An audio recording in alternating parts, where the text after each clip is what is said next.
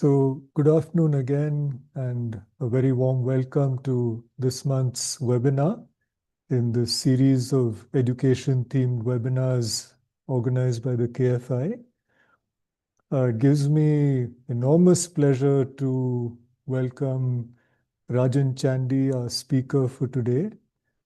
Apart from being a dear friend, Rajan has been associated with the Krishnamurti Foundation through Rishi Valley School for something like 30 years now. He comes with a very rich and varied background with degrees in physics and law, uh, several years study of Western philosophy, and a deep engagement with both Buddhism as well as Krishnamurti's teachings, as well as playing a variety of roles in the school, primarily as a teacher of economics and for several years as a house parent for high school students,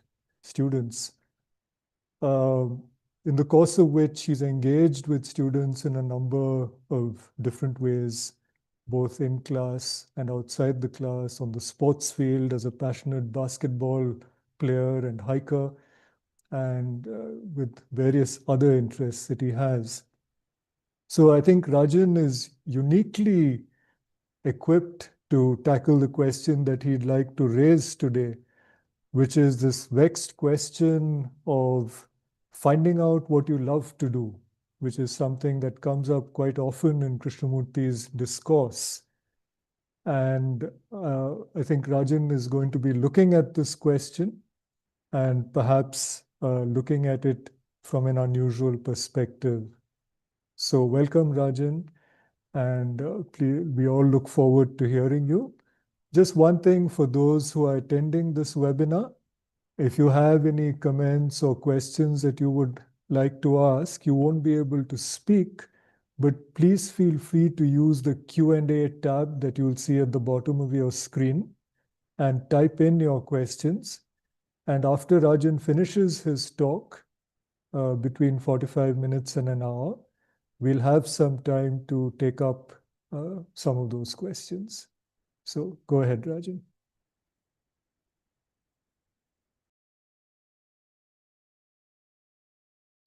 Rajan, you're muted.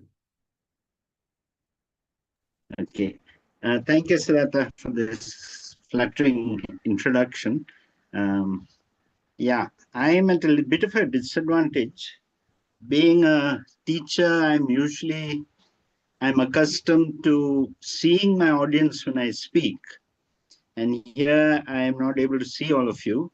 So generally when I teach in class and so on, what I say gets, en route tailored up to the kind of facial signals I get from various people. So I can't do that, but I guess I can't complain because I recall a lady when I was in Heidelberg. She was considered a great authority on Rumi.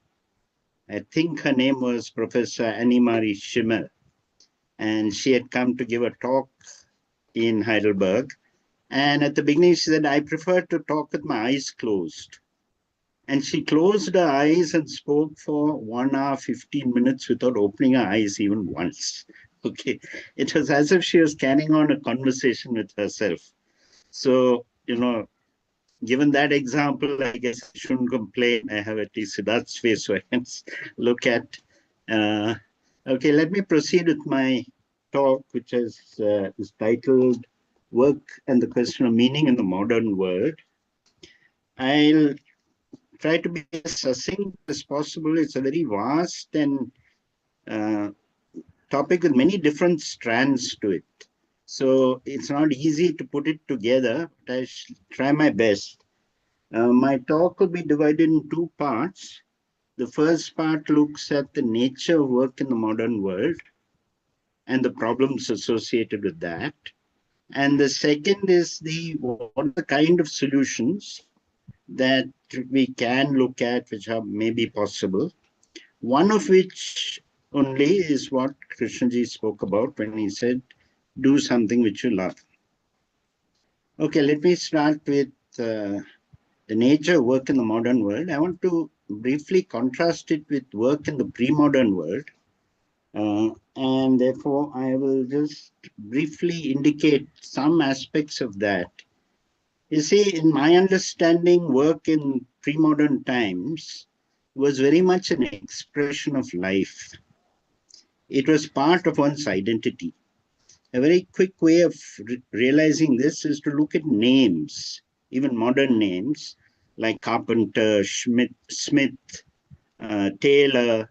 All these names actually come from artisanal professions. It's the same in any European language, in German, French, and so on. So the fact that a person was referred to or called by the name of his profession already tells us the importance of the kind of work that one did.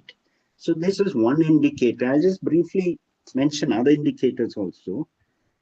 Now, if you look at, say, an artisanal, uh, craft like weaving, if you look at in the Indian tradition, there are so many different types of weaving. If you just take silk weaving, for example, you have Banaras silk saris, you have Kanchipuram silk saris, and they're very distinct. They're distinct in the way people make them, they're distinct in their colors, in every way. And you would never find a Kanchipuram weaver adopting styles of the Banaras weaver or vice versa.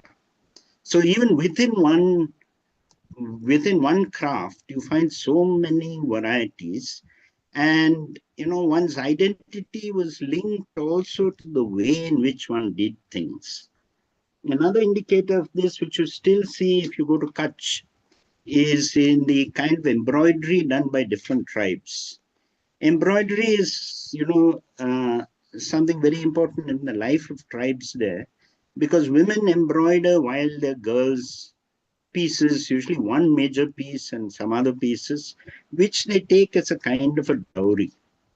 And there's a beautiful museum in Bhuj where you go where different tribes and their different styles of embroidery are depicted.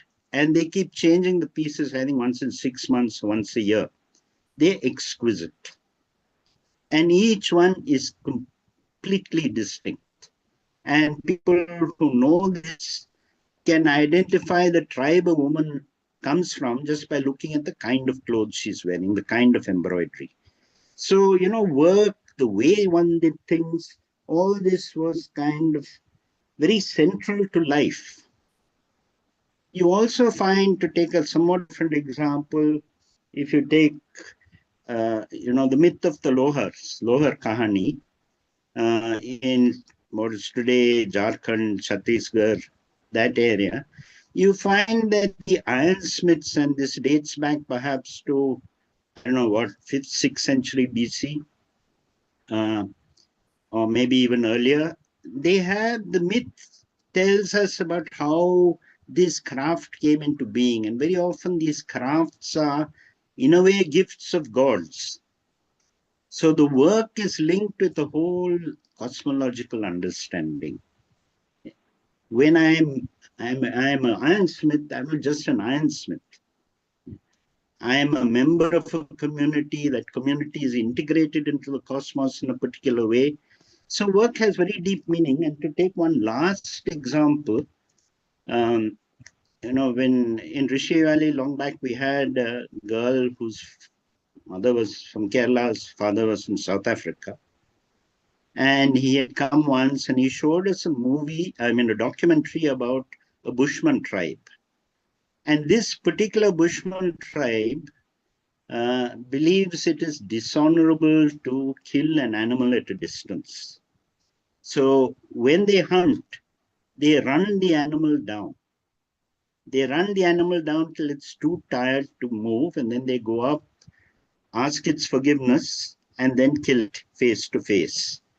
Now, to run antelope down is well nigh impossible in the ordinary sense of the word, because the antelope is much faster than the human being and gets out of sight very quickly. So this tribe has developed what they call the ability to have out-of-body experiences. Now, we may be very skeptical in the modern world about it, but the South African gentleman and his cousin or brother or somebody who came there said they had spent a year with this Bushman tribe studying this, how to develop these out-of-body experiences, that they were novices in it, but these hunters were all adepts. So when they ran the animal down, they didn't stop to track. They were just running, knowing where the animal is heading towards. Because if they stop to track, the animal could rest and recover its stamina. This way, of course, they are expert runners, as we know. And this way, they run it till it's so tired. Now, if we just ask ourselves a simple question, because from the point of view of modern economics, why would one use such an elaborate, difficult way of getting one's food? And again, from the point of view of modern economics, we tend to look at, these primitive tribes as, spending a lot of time, energy, all the energy just to scrape a living together. But here you find a tribe which, the way they hunt is so unique and so much linked to the identity of that Bushman tribe. Not all Bushmen hunt like this. I could multiply these kind of examples, but I think this suffices to establish my point that in pre-modern societies, work and life are not two different things. Okay, work is an expression of one's life, and therefore one's work itself is giving one meaning and sense and purpose and integration into a community. Now, I want to argue that in the modern world, this is radically different. In modern world, in the so-called market economy, we are very proud of our freedom. We have the freedom to choose what kind of work we want to do. Neither tradition nor custom nor the state is compelling us to do any particular kind of work. That's the whole idea of a free market economy. Each person is free to choose. However, while he is free to choose what he wants to do, the validation of his choice comes only if he is actually able to exchange whatever he produces for something else. Or if he's not producing something, he's developing a skill, whether that skill is in demand. It's a marketable skill. So it is only in the act of exchange, whether of the product or the skill, that one's presence in society is validated. That one becomes a member of this economy. Given, therefore, the centrality of exchange, the commodity which serves as a universal medium of exchange becomes crucially important. This commodity we call money. It is a universally desired commodity. If I'm able to exchange my product for somebody who has money and gives me money, then I have a claim to the extent of the money I have on the collective produce of the society or the community or the world. So exchange, a society based on free markets, on exchange, has its freedom. The flip side is that you get validated only through exchange, and therefore money becomes crucial. Money becomes central in this society. When money becomes central, as Marx, I think, pointed out, money is a great obliterator. The kind of work you do becomes irrelevant so long as it can be exchanged for money. Once you have money, you are part of that society. If you have no money, you are not part of that society. And that tragedy is seen on a day-to-day basis, not just in India, in Europe, in America, everywhere, with homeless people and so on, okay, now, whose numbers actually many claim are growing in recent times. So money becomes central. And once money developed, and it has to develop once exchange, society is based on exchange, people found that apart from being a medium of circulation, it had another function. You could store value, you could hold value. Okay, you could preserve this money commodity and use it later in your life. You could give it to your children, your grandchildren. Okay, so the desire for money grew along with the development of a society based on exchange. And this is both logical and historically established. Okay. Now, once money grows, capital is a logical conclusion of development of money. Capital is nothing but money which generates more money. So once money has become so important, capital will emerge. And we know that capital had historically three forms: money lending, merchant capital, and industrial capital. For my purposes here, I'm not going into the first two. It's the third one, industrial capital, which is crucial for our story. And this industrial capital arises, well, probably from the mid 18th century onwards. As Marx described it, it happens when merchants have a very good trade, but the supply of the product is erratic because the artisans are sometimes there, sometimes selling their stuff, sometimes not selling their stuff, which is frustrating for the merchant. And then the merchant may hit on he may be able to get these artisans under his control. Why? Because they may need money, they may borrow from him. Once that happens, he brings them together in a workshop. Okay, all this is explained quite beautifully in Marx's first volume of Capital. He brings them together in a workshop. But now we will we'll go back to Adam Smith, who writes about an actual workshop that he visited in before 1776. He publishes his famous book, Wealth of Nations, in 1776. He describes there a pin factory, and he describes in detail how the merchant turned industrial capitalist has altered the nature of work. Whereas earlier there are a dozen artisans in that factory or in that workshop, and each one is making a whole pin. And he says together they can make about 150 pins a day. But this is not good enough for the industrial capitalist. He begins to divide up the work in the workshop into very detailed, fine operations. And Adam Smith describing says that production jumped from about, well, each person made a dozen pins maybe, so say roughly 150 pins a day, to something like 20 to 30,000 pins a day. And this is before the development of the Industrial Revolution and advanced technology. Okay, but what are the Adam Smith was talking about the wealth of nations, and wealth means production, GDP in today's words.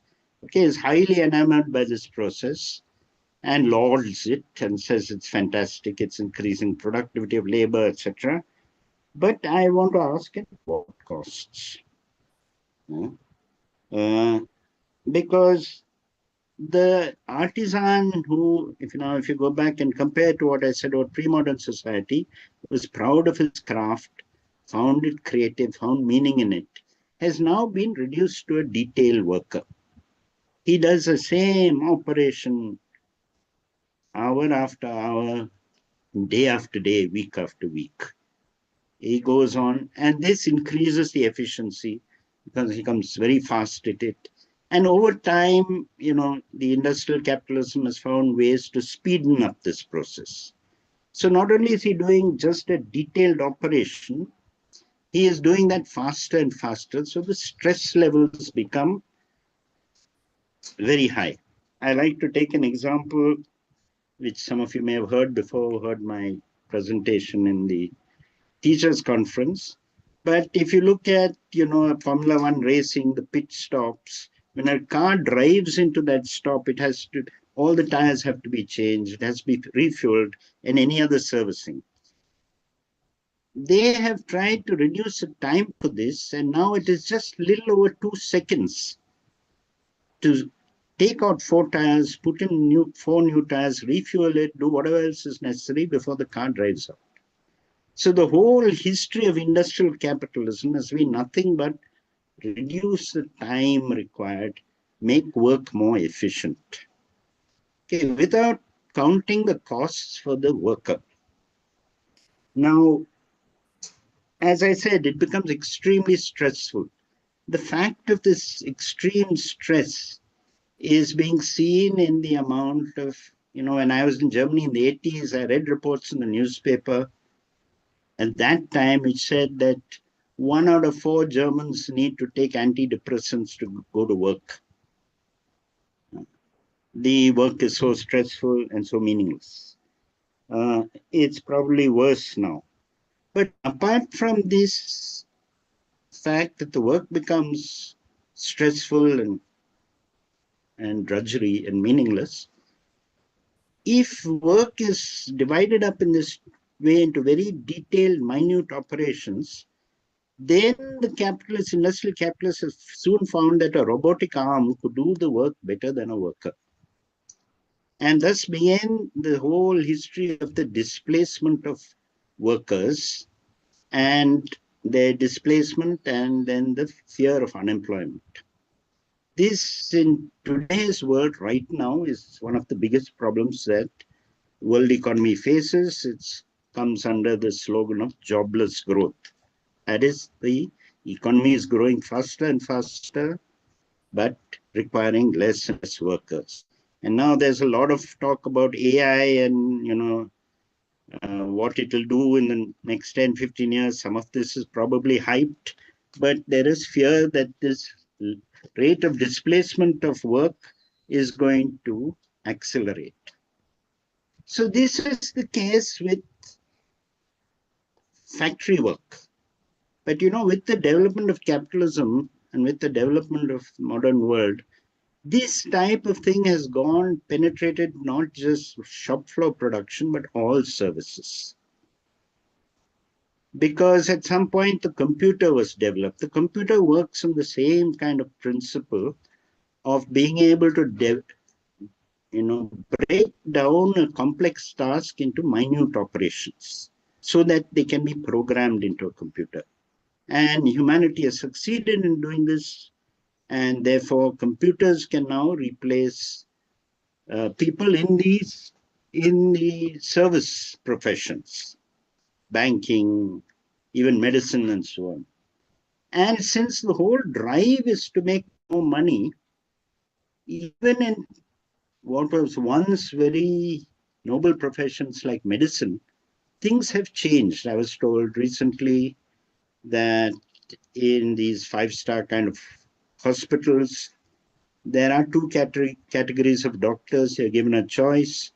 You can either be a salaried person or unsalaried, getting your patients there. If you're salaried, then you are told you are expected to bring revenue in for the hospital. What does it mean to bring revenue in? Every time a patient comes to you, you must refer them to as many different departments as possible so that lots of tests are done on them. So these are not really necessary. But if you don't do it, you will not be retained as a salaried person. And I was told another thing, that if you opt for the other thing, not being a salaried worker, but getting whatever patients come to you, they will see to it that very few patients come to you. Okay, so the whole, this is what I mean by the unethical trends within even the most noble professions like medicine. If you look at education, something we are all in, the way, even the last 10 years, so many changes are happening at the level of the board, at the level of schools. And one way of looking at all these changes which are happening in education elsewhere is that now actually they are less interested in content. They are more interested in form, in presentation. And one thinks back on Eliot's form without substance, uh, which is what the world is coming to. It's all a matter of presentation. But that apart, so I could go on with various other examples. But if you look at practically any profession, work has become more stressful in that. Lawyers, doctors, so it's not just the shop floor workers. And of course, today, because lots of people are being displaced from factories and so on, you're getting another category of workers called platform workers, gig workers, people like Zomato, Swiggy people who are working under fantastic stress.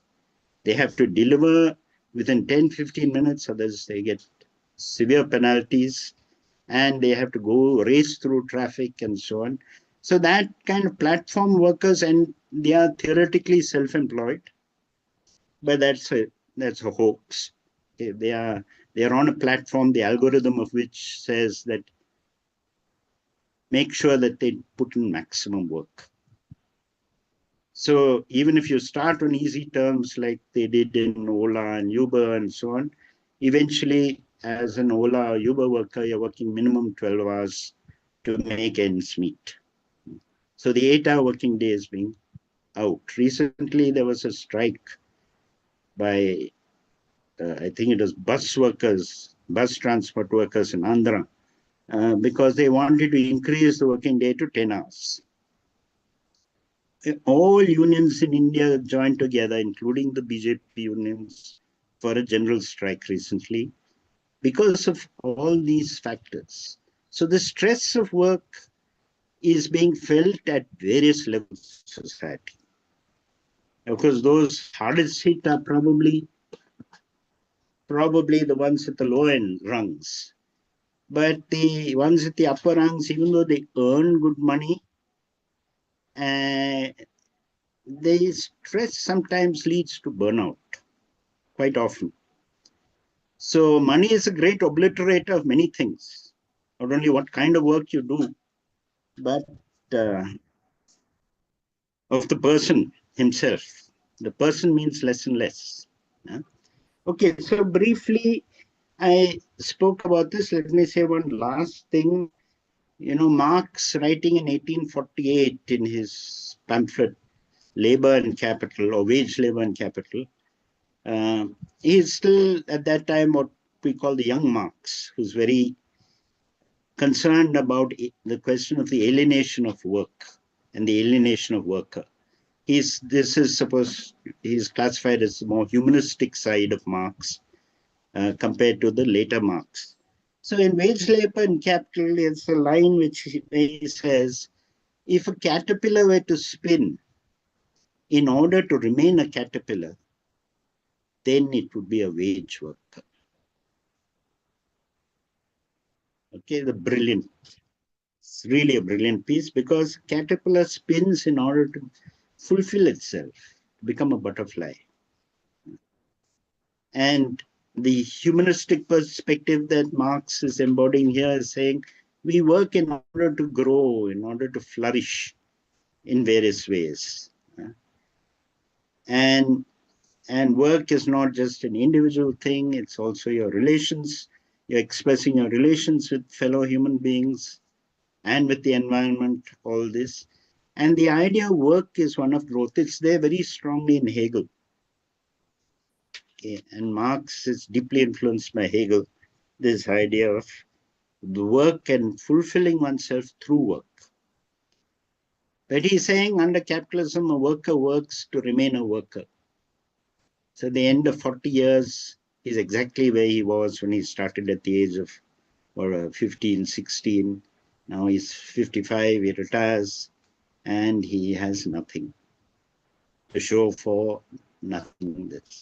So I think it's clear, it should be clear now what I mean by the problem of work and the loss of meaning, the disenchantment, as it's sometimes called, of the world in modern society.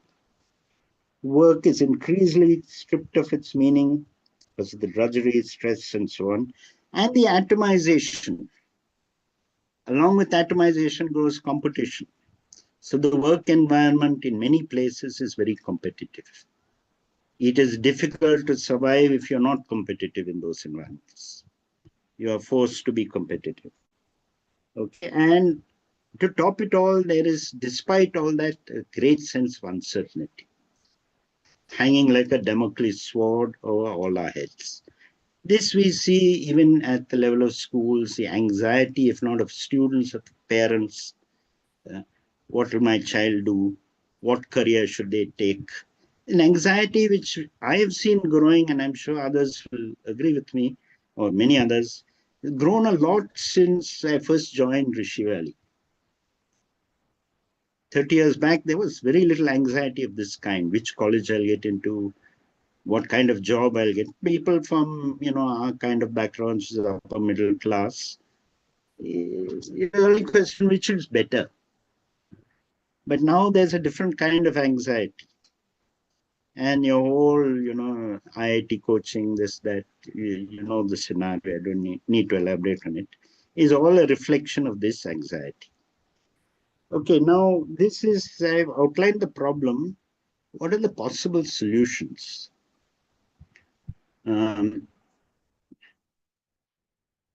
See, the one which Krishnaji often put forward to students is do something which you love. Don't get into this. Do something which you love. And then, of course, even at that time, there was some concern, yeah, but can I earn a living with that? And he often then asks the question, what do you mean by earning a living? What standard of comfort do you want? Be ready to accept a much lower standard of living, provided you're doing something which you love. Now, this is something which for most people from our kind of backgrounds find difficult, because to accept a lower standard of living means to separate yourself from the kind of milieu that you've grown up with, because they are all earning well and having certain kind of houses, cars, style of life, etc., and you can't afford it. So it means getting alienated from your community. So it requires deep strength actually to make a decision of that kind. Apart from that, because one has listened to Rishi saying this, and many groups of 12th standard students, or sometimes 11th and 12th students, are listening to this video, and they turn around and ask you, but I don't know. There's nothing specific which I love. I don't have a particular passion to follow. So what should I do? Okay, so this is another problem. There are very few people who are really very clear at this age, at high school age, really clear about what they want to do, what their passion is. So this is another problem. And then even people who actually do what they love can get caught. See, I recall a movie I saw way back in the early 70s called Hamse Geete, Kannada movie. It's about a famous singer. I don't know if fictional or not. But in the movie, he's a famous singer, and he becomes a court musician and grows in kind of his reputation and status, and the king patronizes him, and he's successful. But somewhere he's feeling that I'm compromising myself. I'm not true to my music.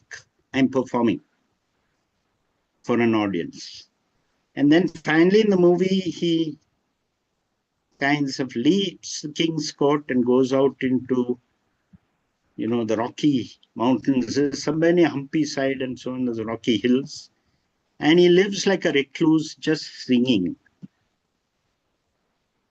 with no audience, singing for God. Because most of those songs, classical music, are songs devoted to the divine in one way or the other. And that's when he finds himself. He finds fulfillment. But he has lost all this. So even, a lot of people who go into do what they love kind of thing get stuck. Get stuck in the desire for name, fame, acclaim, reputation, wealth, and compromise on their craft. I don't think that's what Krishna meant when he said, follow your passion. But here it's always a kind of a compromise between follow your passion, but see that, your basic comforts are taken care of. And that you have some kind of a standing in society, some kind of recognition. So this solution may be there for a few people, but I think the vast majority of people can't do this anymore. And if you get, even in a school like ours where people come from an upper middle class background, if you look at people from poorer backgrounds, they have to earn. They have a lot of obligations and so on. They have to earn. They don't have this kind of a choice. So is there any solution for them? I want to just outline two other possible ways of doing this, of relating to work in this kind. One, I'm drawing on a famous German mystic called Meister Eckhart, and a very famous sermon on the German word is Gelassenheit. Gelassenheit comes from lassen, which is to leave, gelassen having left, and heit is a kind of a suffix which makes that into a noun. So it means a person who has given up and therefore is in a very equanimous state of mind, given up many things. Yeah? Now, Meister Eckhart in this sermon is saying that, people complain, and he's talking about the monastery setting. People complain that, they want to pray. They want to be in the chapel praying. But here they are sweeping the monastery floors or cooking or doing something like that, right? And he says that is not just. That is not right. They're complaining. Why? Because he says whatever task you do in life or whatever your task you're doing at any particular moment, you must do it with the same equanimous state of mind. And then he adds, I'm not saying that scrubbing the floors is as good as praying. Praying is better. Okay, he's talking, obviously, these are monks who've chosen the solitary life and so on, devoted to prayer. So praying is better, but you must have the same equanimous state of mind, whatever you do. Now, a person with this state of mind can deal with probably almost, and I won't say any kind of work. Some work is really physically very, very difficult and demeaning, so I don't want to claim that it can be dealt, but most kinds of work. If one is not concerned with name, fame, wealth, status, and all this, any kind of work which keeps body and soul together can become an expression of oneself. But, this is possible if you have a kind of a metaphysical or religious kind of view of the world. For people like Meister Eckhart, this kind of Gelassenheit is possible. And I find this across traditions. I'm familiar with the Christian and the Buddhist tradition in some depth. So in the Buddhist tradition, there's a famous person called Dromtonpa. He was the founder of the Kadampa tradition, which all the present schools of Buddhism in Tibetan Buddhism draw heavily on this Kadampa tradition. And Ramtrunpa, whose teacher was Lord Atisha, who came from India, he is considered the founder of this tradition. You know, one day he asked Lord Atisha, in all my previous, before you came, what is the best thing I did? And he describes all the things he did. And he says, your service to your previous teacher is the best. And the tradition describes what his service was. He would do all tasks for his teacher. He would sit down crouch so that his teacher's wife could sit on his back and milk the cow.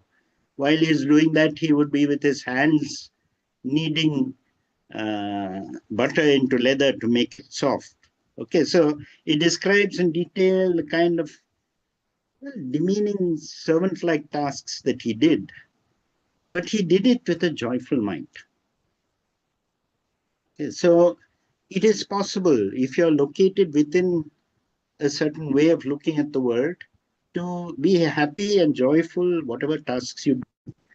I think that is probably what is meant by in the Hindu tradition by karma yoga, where you make your work, whatever your dharma is, whatever life has given to you, allotted to you, you make that work central to your life. So this is a second possible type of solution. One is to leave and look for something you love. The other is, wherever you are, to do whatever you're given to do with a joyful heart. But as I said, this requires certain metaphysical kind of convictions, let's put it that way. The third type is one of resistance. Capitalist society is doing this to all of us. We don't accept it. There's a long history of resistance. And I'll just point to one figure, Joe Hill, who was a famous organizer in America. It's a very beautiful song. That's why I picked him up by. He was a legend, an actual person.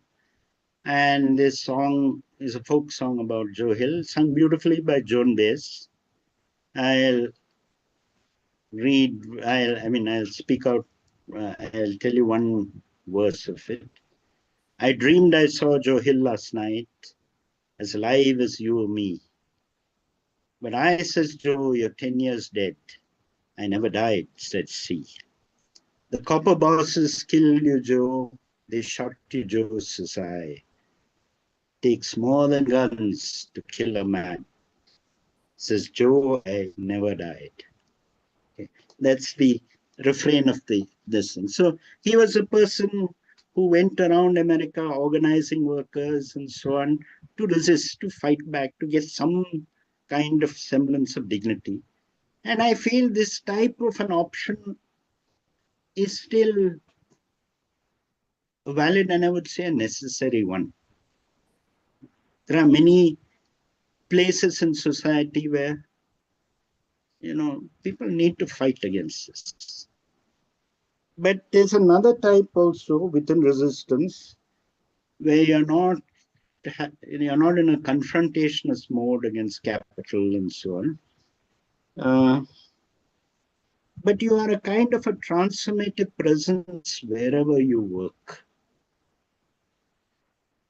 You are, to use a very beautiful Christian phrase, Jesus tells his disciples to be in the world but not of the world.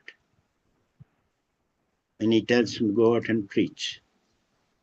In the world means you participate in all, wherever you are, whatever work you have, but you don't give in to the values of this world. You represent in your very person, the way you live, the kind of person you are, a radically different set of values, without necessarily getting into confrontation. This may give rise to confrontation, but you're not seeking confrontation. You are living like this, and you do want things to change, but you are not staking your entire being on that change happening. You're doing what you can. You are trying to change institutions. And I submit that this is possible in any kind of institution. There was, he's passed away, a French Jesuit priest who deeply influenced my life, and Father Girivia. He came from an aristocratic background. He was a young boy, young man in his teens, I think, during the German occupation. And he was forced to work in a factory. And they, for the first time, he rubbed shoulders with the ordinary proletariat. He came from an aristocratic background. And he participated in sabotage. It was a munitions factory, and they would carry sand in their shoes, in their socks. And when the supervisors are not looking, they would put the sand into the machines to slow them down, to grind them to a halt. He was awarded the Croix de Guerre, which is the highest honor, military honor of France. But he came, he was very humble, and he was a Jesuit. He is the one who kind of, in some sense, awakened my interest in social problems, social questions, and in intellectual inquiry in Loyola.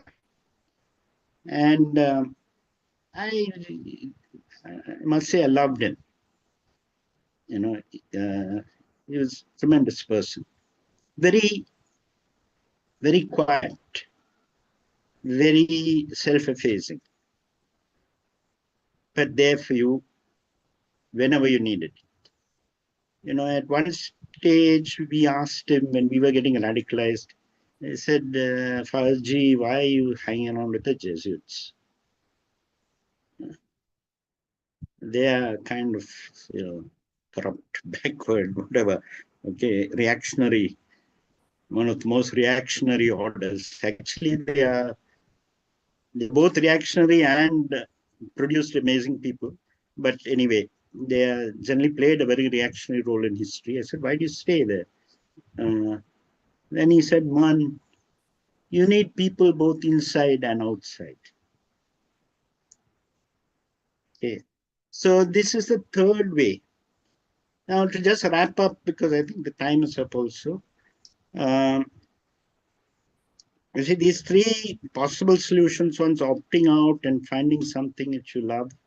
Second one is, which is only if you're on a certain metaphysical tradition of developing this Gelassenheit or this equanimity, so that you're not shaken whatever kind of work you're doing. And the third is resistance, either of the active, you know, Marxist type or activist type, the fight against injustice and so on. There were great figures like that, including people like Martin Luther King, Gandhiji, and so on.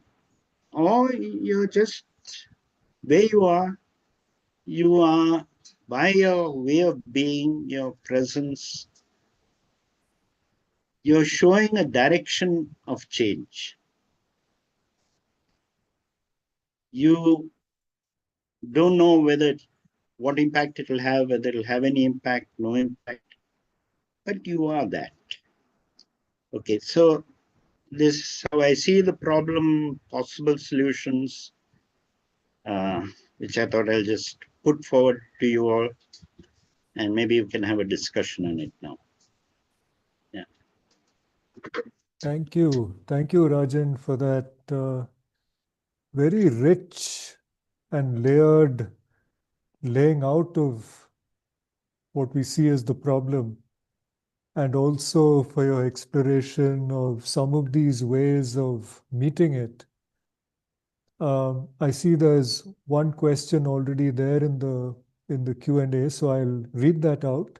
But before that, I'd like to remind other listeners as well, please do feel free to type in your questions. We still have at least half an hour, and I'm sure it'll be interesting to hear Rajan's responses to your questions.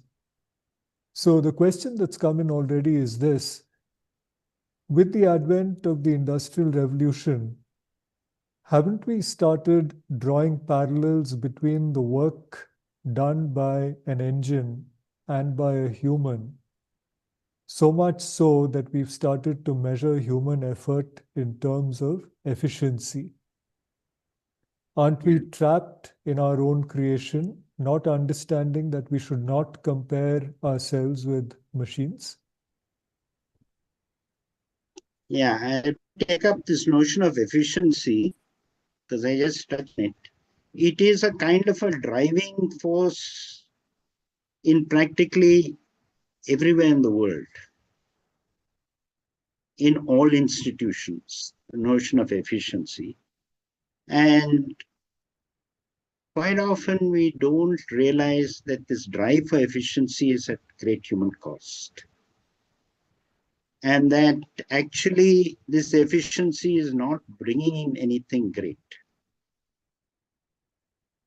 That even in terms of productivity, sometimes the drive for efficiency can be counterproductive. When I was talking about resistance, I didn't mention it, but if, for example, you watch, there's a documentary by Michael Moore called Capitalism, a Love Story. It's a humorous but quite hard-hitting one.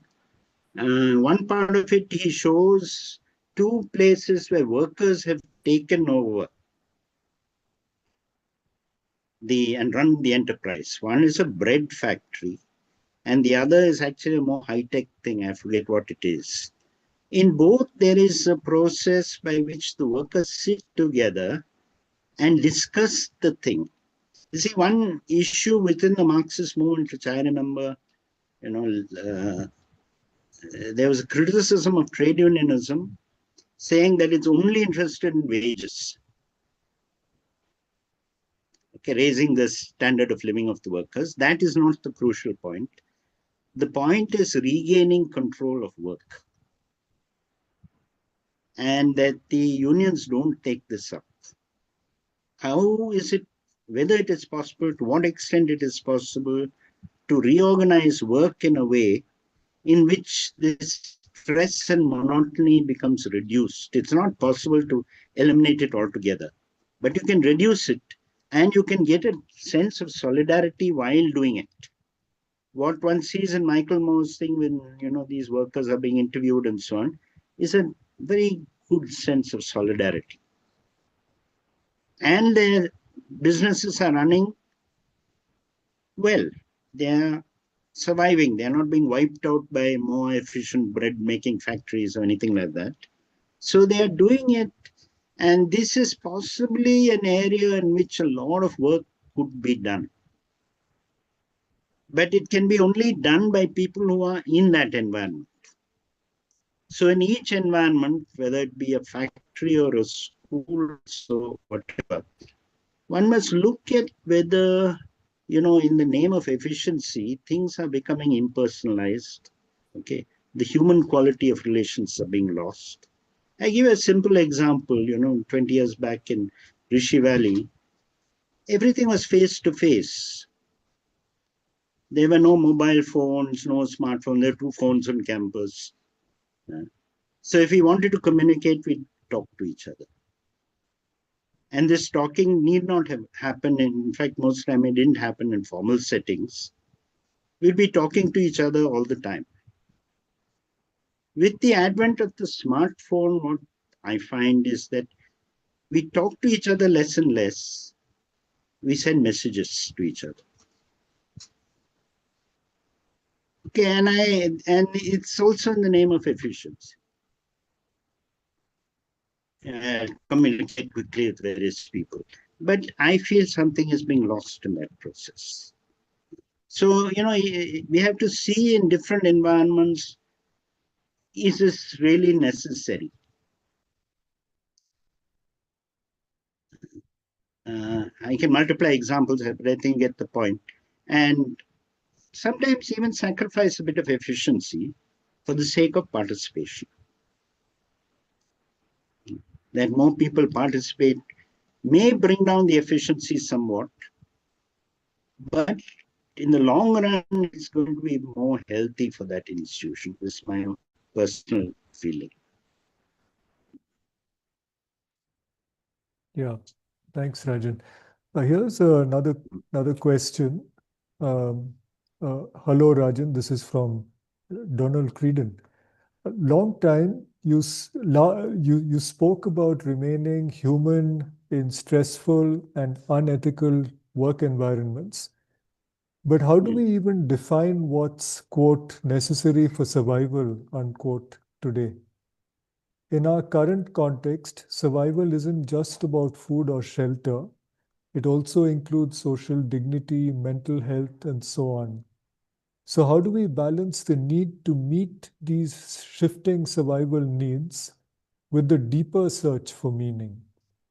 Can doing what you love or loving what you do still be realistic in this expanded understanding of survival? See, when we examine what we need for survival, we have to look, we have to be aware of ourselves, like Krishnaji very often reminded us. You know, Rishi once asked the trustees, "What have you given up to come here?"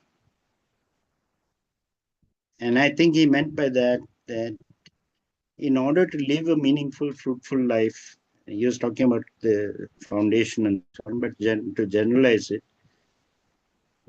one must see what is unnecessary in life and give it up. The kind of social acclaim that we all seek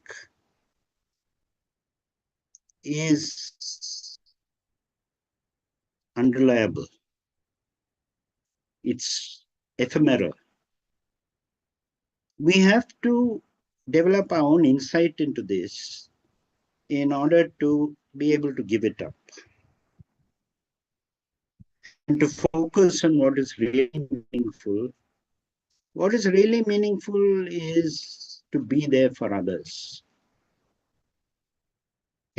Perhaps the deepest meaning in life is there, to be present for others. And in order to be present for others, we give up a number of things. Often we are not present for others because we are preoccupied with our own ambitions, our own needs, physical comforts. We don't want to move out of our comfort zone, uh, need for claim and so on, or need for wealth. So this is actually these are the barriers to relationship in a deeper sense. Krishnaji often advised us, I think he is very profound in this respect, to look at the obstacles to the arising of something rather than try and define positively what it is. So, what are the obstacles to meaningful relationships? It is this self preoccupation. If you see that clearly, then, as Krishnaji also often said, it's like seeing something poisonous, like seeing a cobra. You don't touch it anymore. But we have to see. And that seeing, he said, demands a lot of attention, energy, etc. So there's no abstract answer to this question. Each person has to progressively find out for himself or herself what is unnecessary in life and what is necessary. After all, we have a short human life. We must take its essence and not frivolously waste it on a whole lot of empty pursuits. Right. Uh, the next question actually brings us very directly into the question of our work as educators. And the question is this: the stress or meaninglessness starts at a much younger age. Children are not allowed to pursue their passion due to parental pressure, peer pressure. Meaning is measured in terms of material progress only. In such a scenario, how is it possible to help a child, not just one child, but the larger group, imbibe the quality of equanimity and become brave enough to give up what is not essential for a meaningful life?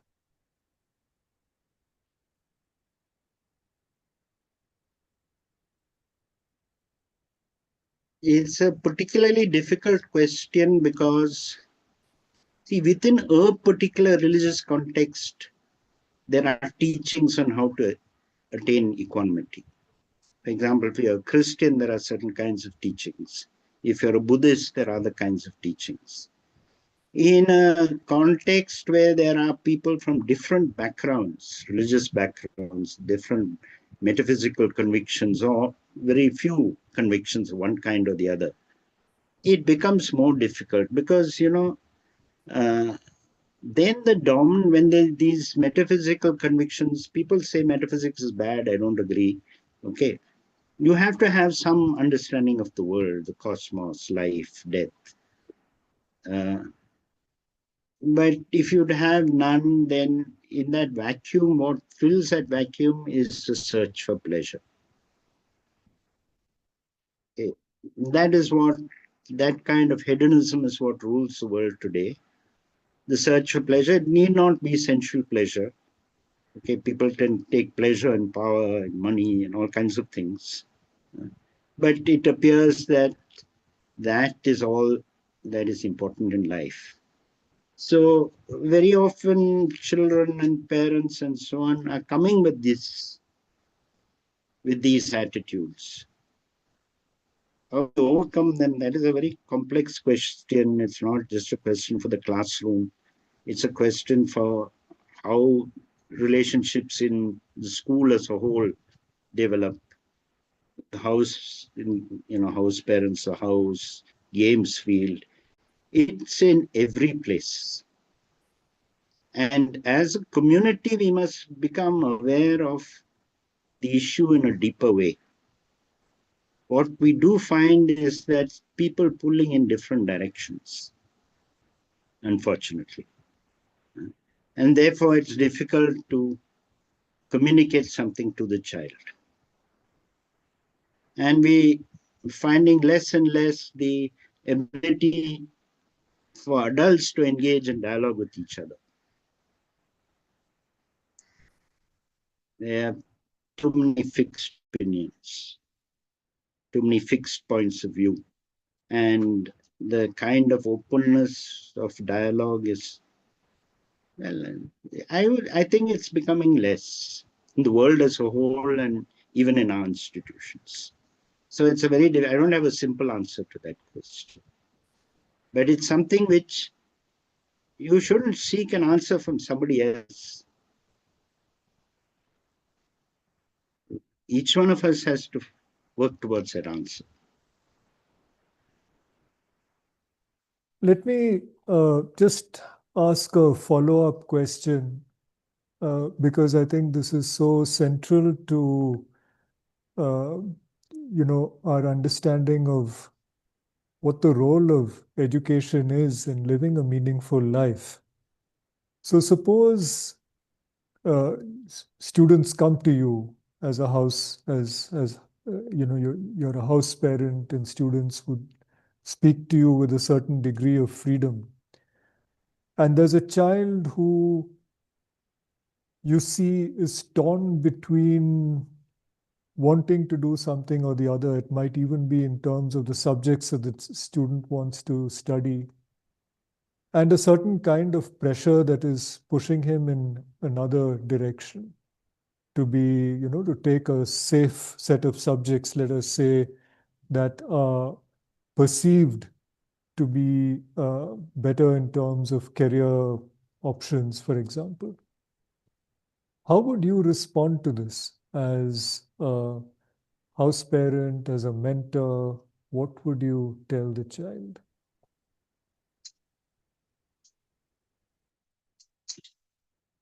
I would try to make this person, the child, aware of the issues more clearly. What are the, because very often it's a bit of a muddle in their heads. Aware of the issues of looking for a safe option. What is a safe option? Are any options safe? What do you get ultimately out of it?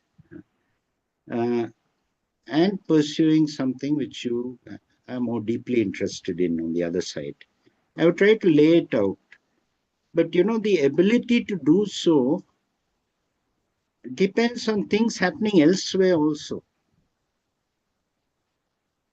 It's not just this individual conversation. Things must be happening in the classroom, in the general studies, in games field. And in all these places, this must be reflected.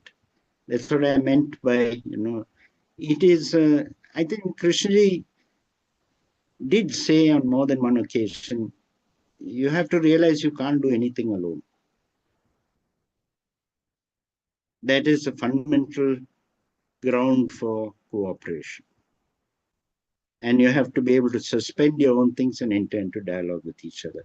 That's what I think he hoped when he spoke about cooperation and so on. Cooperation for the sake of cooperation. Otherwise, what one can do, one tries, but it's limited. Because you are saying something, but very strong messages are coming not just from the parents, but other people in school, other adults, they have ideas more like those of the parents. So you have to, and then, the child needs enormous inner strength to be able to resist parents. It's not easy. There's a great deal of emotional dependence on the parents, apart from financial dependence. So where will the child get the strength and the ability to be able to talk to parents, in a quiet way and say, look, try to convince them this is what I really want to do. The person needs some kind of inner core of whatever, confidence, stability to be able to do that kind of thing without either becoming a rebel on the one side or just caving in on the other. So one tries, but I think again what Rishi says is true. Not just Krishnaji, many people have said it's only to the extent that oneself has confronted these issues and be able to deal with them in one's own life that one can be a presence for others. That is why in my third type of solution, apart from the active political resistance, I said to be a presence wherever you are.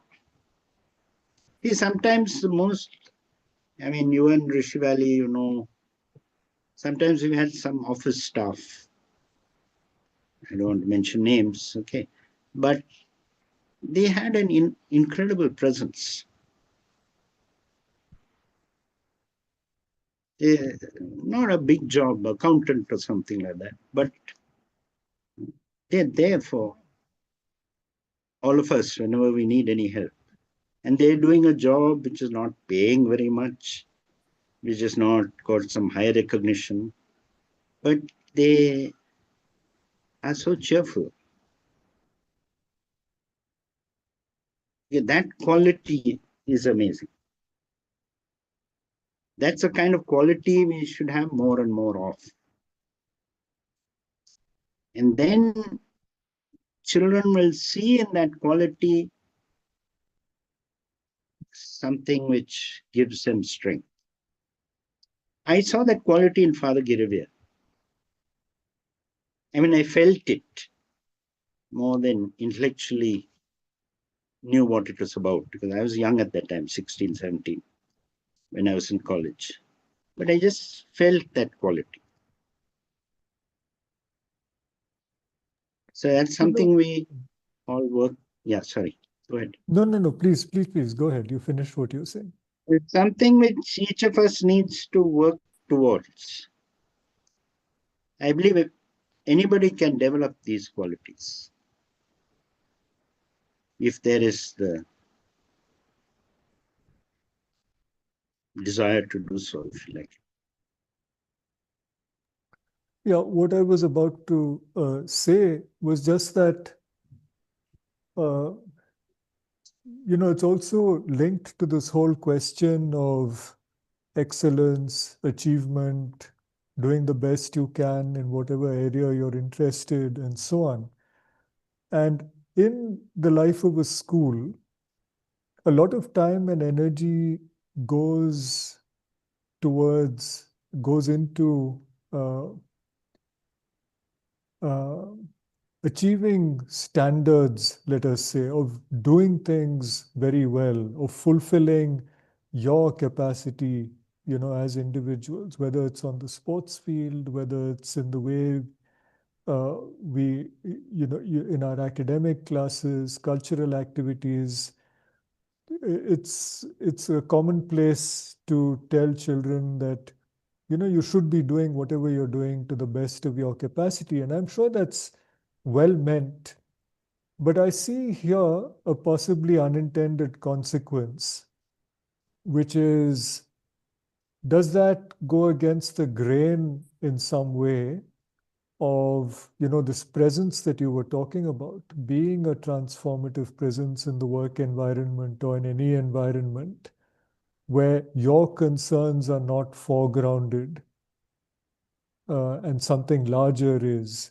So I was wondering if this is a question that you ever thought about, which is, does in fact some of the work we are doing in education, in spite of ourselves, actually become a bit counterproductive in generating, let us say, a capacity for, I don't want to use the word, but for the kind of selflessness that underlies this presence, this quality of presence that you were speaking about. Yeah, And I how mean, do in we English, sorry, and sorry, how do we mitigate that, if at all it's a contradiction there? I don't know, one thing which has always kind of made me ponder. In English, there's this saying, perfection of the work or perfection of the man. And I think there's some truth in that. If we are striving towards perfection of the work, very often something is lost in terms of perfection of the man. And what is gained by perfection of the work? Is anything fundamental gained by that? I think it's more fundamental. The perfection of man is more fundamental, to use this image. Because, okay, you'll be an excellent sportsman, but now often when I teach, I challenge my students, especially when I teach the Gandhi module and all that, saying, you're very intelligent. You want to develop your intelligence. You're a very good mathematician. You just sit and do your math and you're not willing to talk to anyone. The others in your class who are weak in math, they come to you for help. Uh, you don't want to waste your time. Or worse, you want to keep it for yourself because then you top the class. So that is one type. And another type of person is one who freely shares what he knows, even if it means some loss of time for himself to do his own thing.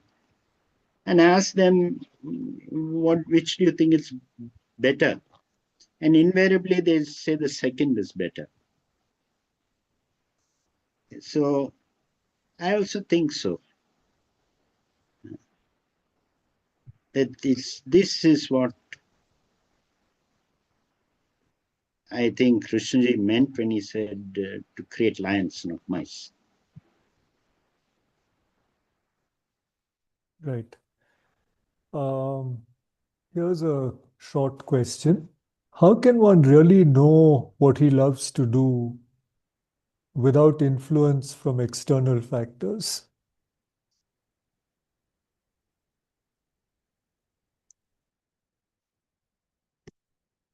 I don't know. I don't know. See, there's always outside influence. You're inspired by somebody or something, and then you go into something. If you're if it really interests you, you'll stay. But if you're just doing it because somebody's inspiring you, then sooner or later it'll kind of wither away. So you have to see. But as I said, the problem is sometimes there's not one thing you want to do. Again, if I think of my own life, I wanted to pursue political activism, philosophy, all kinds of things. At one stage, physics. Uh, kind of intellectual interest in physics was definitely there in my school days. It kind of disappeared in college because of the very poor quality of teaching and so on that was happening there. But I remember one of my seniors telling me he was also in this student group which Father Giravi was anchoring. He went on to do physics in US. I don't know where he is now. Brilliant chap. And he said, Rajan, the world doesn't need only social workers. They need good physicists. And I was tempted to pursue something in physics because after all, it's a fascinating subject. Yeah, so I don't know. In my own life, I've not been able to say clearly this. But one thing which has kept me interested throughout is a kind of philosophical interest, I would say. But I realized that now I'm 74 years old. If you'd asked me when I was 24, I wouldn't have known. Okay. I certainly wouldn't have said that this is my prime interest. Which in some ways neatly brings me to another question, which has been typed here, and it's put quite poignantly. What would you say to a lost adult? How does he or she keep up the hope to persist on their path of self-discovery? You see, from the metaphysical tradition I come from, which is Buddhist, yeah, the answer is very clear. Human life is extraordinarily precious. There is no form of life anywhere in the cosmos which is as potentially rich as a human life. With the human mind, you can inquire into things, into the nature of things, into your own life, see clearly what the problems are in your life, in your relations, and you can resolve them. It is within your capacity. So I would try to communicate this to that person. And it doesn't matter whether you're 40 or 50 or 60 when you feel lost, or 30. You can start from where you are. So yeah, that's what I would say. I would Right, to show them the potential of their life, and not everyone will be receptive to it, but yeah, that's what I would try. right. Yeah.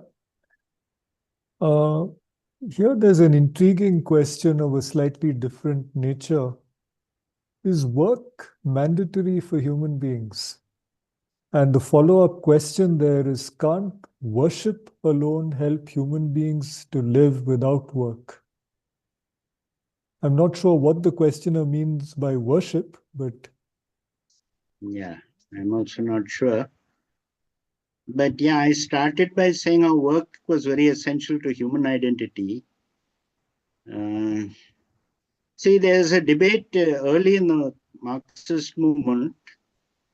They were anticipating a period of time where productive forces are so immense, yeah, that Marx's slogan for communism, I don't know if you're aware of it, each according to his ability, to each according to his need. You contribute to the productive process according to your ability, but the productive process is so infinitely great that you can take, and there's no scarcity in that sense. Okay, so then, and there's also a kind of a scenario painted by some Marxists earlier. Supposing me in a world where, uh, nearly all the work is being done by machines, robots of different types and so on. What do we do? Marx himself raises this question and says we'll go fishing in the morning, write poetry in the afternoon, listen to Beethoven in the evening. Okay, so yeah, so yeah, I don't know, it's not obvious that work is essential, uh, but relationships are, and worship. I don't know what the questioner means by worship, but if worship includes living relationships in a certain way, yeah. After all, somebody who's retired, nowadays we tend to write them off, but they, in the old days, they were rich sources of advice for the community, considered essential for the well-being of the community. They were not working at that time, but they'd gathered a certain wisdom, a certain maturity, which allowed them to help so many others. So if worship includes all that, yeah, certainly. Here's one more question, possibly. I don't know if we'll have time for another after this. And I'm summarizing the question because I don't entirely understand it from the way it's been written. But the gist of the question, as I understand it, is this, which is that, when we speak of equanimity, if it comes as a kind of external demand or as an influence from what somebody has told us, does it have any value? Unless equanimity comes from within ourselves, what others tell us of it could become a mirage. In that case, how can we make students see this? That is, see the value or experience what equanimity means rather than merely talk to them about it. By being equanimous.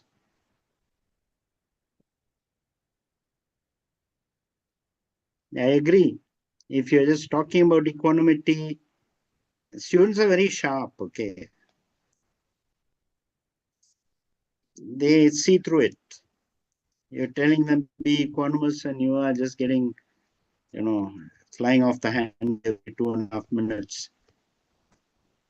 But if you're actually equanimous in difficult situations, then it. So I agree with whoever it is. Yeah. Yeah.